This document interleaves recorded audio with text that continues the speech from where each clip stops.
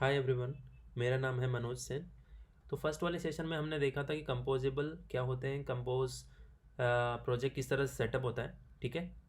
अब हम लोग जो इसका सेकंड टॉपिक देखने वाले हैं मॉडिफायर्स, और मॉडिफायर्स का जो यूज़ होने वाला है वो क्या होता है कि जितने भी कंपोजेबल हैं उनको ब्यूटीफाई किस तरह से किया जाता है। या आप देख सकते हो कि जो हमारी एप्लीकेशन की स्क्रीन होती है या मोबाइल की जो स्क्रीन होती है उसके अंदर जो मल्टीपल कंपोजेबल हम बनाते हैं उनको स्क्रीन पर अरेंज कैसे करते हैं।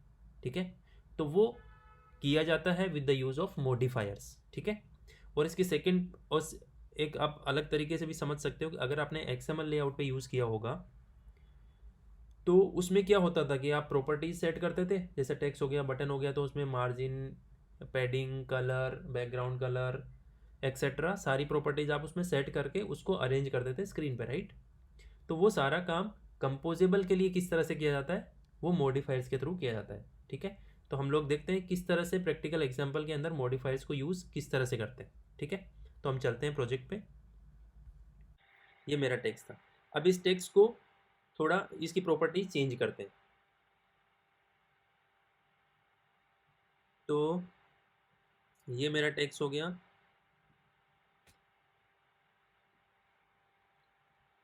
और मैं यहाँ पे इसकी सेकेंड प्रॉपर्टी डाल देता हूँ,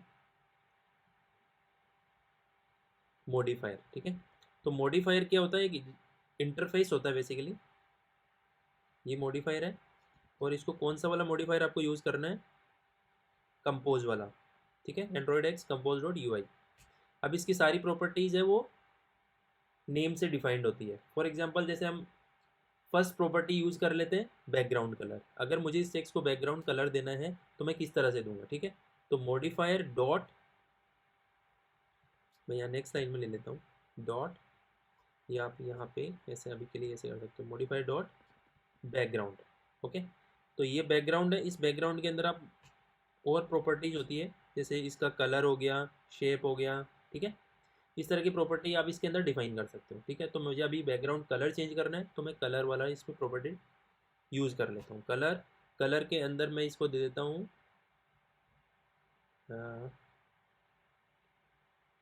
जैसे दे देता हूँ कलर डॉट रेड।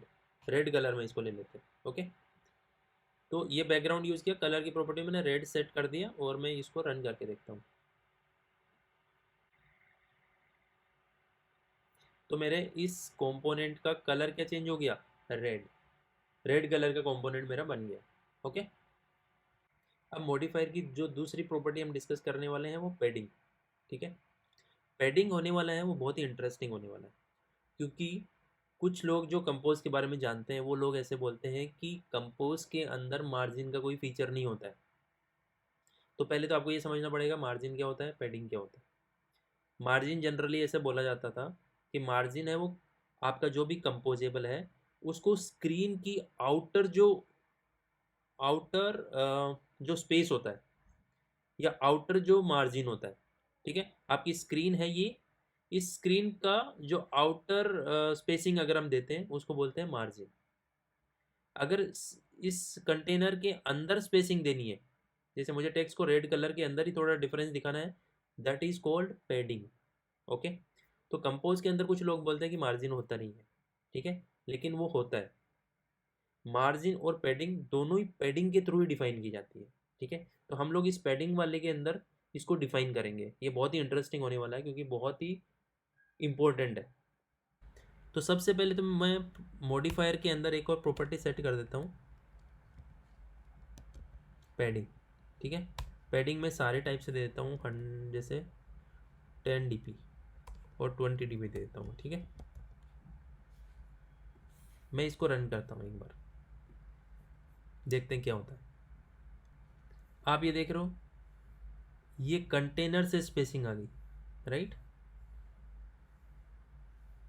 इसका मतलब इसको बोलते हैं अगर अपने टेक्स्ट कंपोनेंट को कंटेनर से स्पेसिंग मिलती है या स्क्रीन से स्पेसिंग मिलती है, दैट इज कॉल्ड मार्जिन, जो कि कंपोजेबल के अंदर पैडिंग के थ्रू ही डिफाइंड होता है। या इसको आउटर पैडिंग बोल सकते हो या मार्जिन भी बोल सकते हो। तो कुछ लोगों को अगर ये कन्फ्यूजन है कि मार्जिन होता नहीं है कंपोजेबल में, तो आप इस तरह से डिफाइन करते हो। अगर मॉडिफायर के अंदर स्टार्टिंग में आप पैडिंग डिफाइन करते हो, that will be outer padding. Okay. तो अभी ये आपके मार्जिन की तरह काम कर रहा है, ठीक है। अभी मैंने नेक्स्ट प्रॉपर्टी बैकग्राउंड सेट कर दी, और इसके अंदर मैं एक और प्रॉपर्टी सेट करता हूँ। फिर से मैं अगर इसको पैडिंग देता हूँ, ठीक है, पैडिंग में मैंने दे दिया इसको अब 20 dp, 20 dp देता हूँ, या 30 मान लो, 30 दे देता हूँ अभी के लिए, ठीक है। अभी आप देख रहे हो टेक्स्ट है पूरे इस रेड बॉक्स से चिपका हुआ है, राइट। अब मैंने पैडिंग दी, फिर से पैडिंग दी, उसका देखते हैं क्या इफेक्ट होता है। रन करो इसको आप।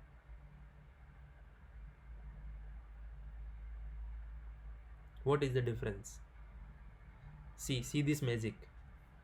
फर्स्ट पैडिंग मेरा काम कर रहा है मार्जिन की तरह, राइट, जो 20 dp है। सेकंड मैंने 30 dp दी, जो काम कर रहा है एक पैडिंग की तरह, जो एक्सपेक्टेड है, ठीक है। तो इस तरह से कंपोज के अंदर इनर या मार्जिन और पैडिंग सेट किया जाता है, ठीक है। तो जिसका ये कन्फ्यूजन है मुझे लगता है वो क्लियर हो जाना चाहिए। इसको इनर पैडिंग बोल सकते हो आप, या एक्चुअल पैडिंग भी आप इसको बोल सकते हो, अगर आपने पहले एंड्रॉयड की कोडिंग की होगी तो, ओके।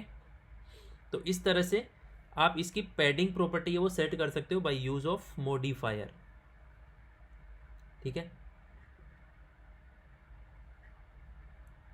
तो दो प्रॉपर्टी हमने डिस्कस कर ली। बैकग्राउंड किस तरह से डिफाइन किया जाता है कंपोजिबल का, और पैडिंग किस तरह से डिफाइन की जाती है कंपोजिबल के लिए, ठीक है। थर्ड प्रॉपर्टी हम डिस्कस करने वाले हैं विड्थ और हाइट किस तरह से प्रोवाइड करते हैं एक कंपोजेबल को। तो फॉर एग्जांपल जैसे मैंने ये बैकग्राउंड सेट किया है, अब इस बैकग्राउंड के अंदर मैं चाहता हूँ कि ये पर्टिकुलर इसकी विड्थ हो या पर्टिकुलर इसकी हाइट हो, जैसे हम लोग XML में भी सेट करते थे। तो इसके लिए हम लोग क्या करेंगे, विड्थ, जैसे विड्थ मैंने दे दी यहाँ पे 300, ओके, 300 मैंने दे दी, और मैं इसको रन करता हूँ। अभी देखते हैं क्या इफेक्ट होता है। चेंज नहीं हो रहा क्योंकि सरफेस के अंदर हमने इसको डाला हुआ है, राइट। तो मैं सरफेस की प्रॉपर्टी एक बार चेंज कर देता हूँ, सरफेस का मॉडिफायर मैं हटा देता हूँ यहाँ से। इसको अब रन करते हैं, क्योंकि अभी बाय डिफ़ॉल्ट क्या कर लेता है, ये सरफेस की प्रॉपर्टी इस पर मैप हो जाती है। हो गया 100/100। तो इसको हम लोग अभी प्रॉपर्टीज़ की चेंज कर देते हैं। इसको मैं कर देता हूँ 300, और इसको कर देता हूँ मैं 200। ये 300 होगी, ये 200 इसकी हाइट हो गई। तो इस तरह से हम लोग किसी कंपोजेबल की हाइट और विड्थ भी सेट कर सकते हैं, ठीक है। अब जो नेक्स्ट प्रॉपर्टी हम डिस्कस करने वाले हैं वो करेंगे साइज। अभी तो हमने क्या किया, अच्छा, विड्थ और हाइट की एक प्रॉपर्टी और डिस्कस कर सकते हैं हम लोग यहाँ पे। अगर इसको आपको फुल साइज देना है, ठीक है, तो आप कैसे दोगे, जैसे पहले हम लोग मैच पेरेंट कर देते थे, राइट।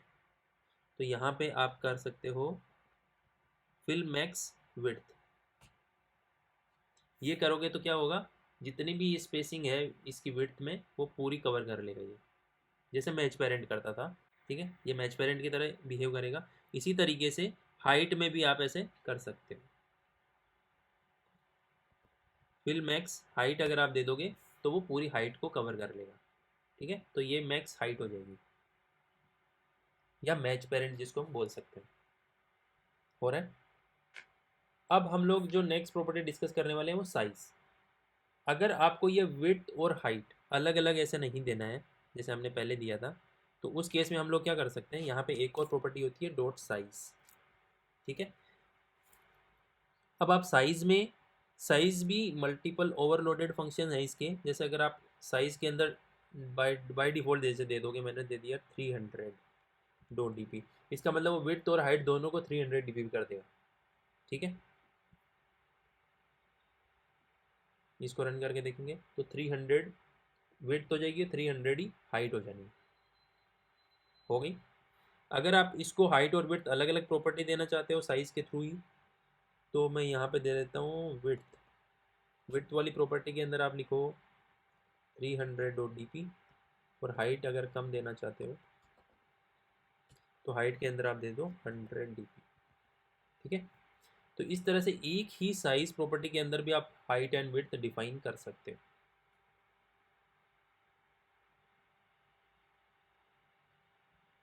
इस तरह से। ओके, तो इस तरह से साइज डिफाइन कर सकते हो आप मॉडिफायर का यूज़ करके। और प्रॉपर्टी क्या हम कर सकते हैं, वैसे तो बहुत सारी प्रॉपर्टीज़ है जिसको आप एक्सप्लोर कर सकते हो, लेकिन हम लोग कुछ मेजर प्रॉपर्टीज़ हैं वो उनको डिस्कस कर ले रहे हैं यहाँ पे। ठीक है,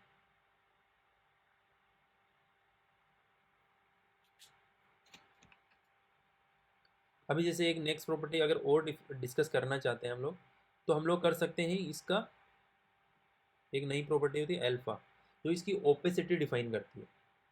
ओपेसिटी क्या होती है, जैसे विजिबिलिटी, जैसे इसकी विजिबिलिटी कितना परसेंट आपको विजिबल करना है इसको। ठीक है, तो जैसे ये बैकग्राउंड है, बैकग्राउंड के बाद मैं एक प्रॉपर्टी डिफाइन कर देता हूँ अल्फा। अभी मेरा रेड कलर में हो रहा है बैकग्राउंड, अल्फा मैंने डिफाइन किया, और मैं इसको अगर 50% इसकी वो देना चाहता हूँ, ओपेसिटी 50% ही देना चाहता हूँ, तो इसके लिए आप क्या पास कर सकते हो इसके अंदर 0.5, that will be F, that will be 50%। ठीक है, अब इसको रन करके देखते हैं क्या होता है। आप देख रहे हो कि इसकी जो विजिबिलिटी है, ये ब्लैक कलर का जो टेक्स्ट था, इसकी 50% अल्फा हो गया। इसी तरीके से अगर आपको नेक्स्ट प्रॉपर्टी कोई डिस्कस करनी है, ठीक है, रोटेट में आप अगर जितना भी इसको डिग्री रोटेट करना चाहते हो, तो उसके लिए जैसे अगर मैं इसको 50 डिग्री अगर मुझे करना है, राइट, या 45 डिग्री करना है, तो एफ 45 कर दूंगा मैं। देखते हैं इससे क्या होता है।